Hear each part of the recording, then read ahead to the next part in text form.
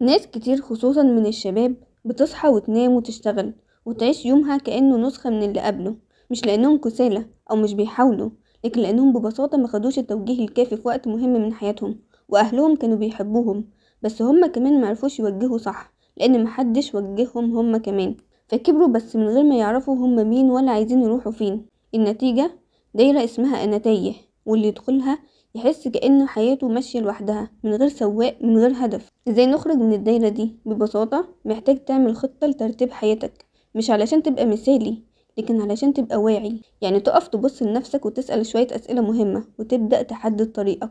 النهاردة هساعدكم تبدأوا أول خطوة في ترتيب حياتكم، مش بخريطة جاهزة لكن بأسئلة هتفتح لكم باب التفكير وتخليك تبدأ ترسم طريقك بنفسك. ازاي تحدد رسالتك في الحياة؟ أولا حدد المجال اللي عايز تبدأ حياتك ليه.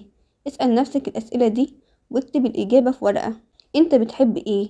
زي مثلا بتحب تتعامل مع الناس، بتحب الشغل في الكمبيوتر، بتحب الفن، بتحب تساعد غيرك، بتحب تدرس. رقم 2، انت بتميل لإيه؟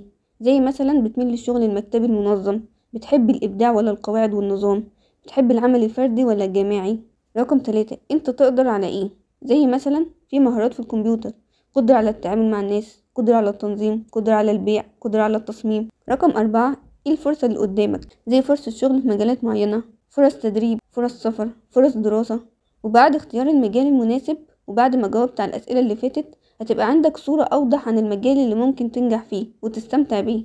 بعد كده حدد الأهداف، أهداف بعيدة المدى خلال 15 سنين، مثلا أكون مدير قسم في شركة كذا، أو أفتح مشروعي الخاص، أو أتعلم تعليم عالي في مجال معين، أو صنع محتوى. وأهداف قريبة المدى خلال سنة، مثلا أتعلم لغة جديدة، أحسن مستواي في مهارة معينة، أو أقدم شغل في مجال معين. وبعد وضع خطة عمل حول الأهداف دي لخطوات عملية صغيرة. هعمل ايه النهاردة؟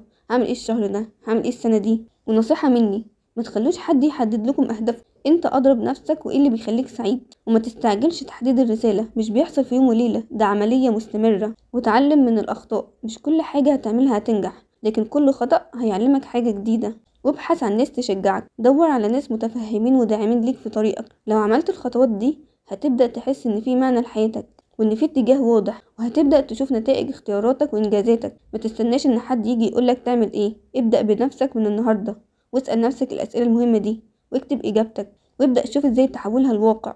الحياة مش سباق، الحياة رحلة، والأهم انك تستمتع بالرحلة دي وتكون عارف انت رايح فين.